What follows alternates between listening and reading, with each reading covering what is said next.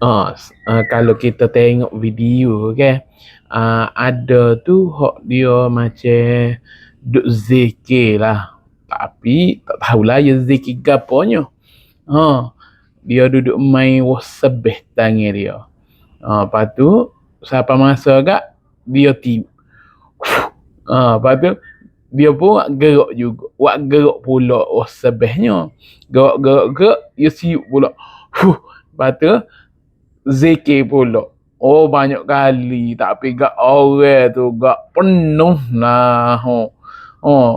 Tahulah orang ni dia percaya gapo tok bomo ko.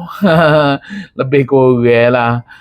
Tapi gak Allah lah penuh. Ada hak pegang kepala lah, ada hak nepek lah. Macam-macam. Tapi gak dia dua tahu lah. Gitulah.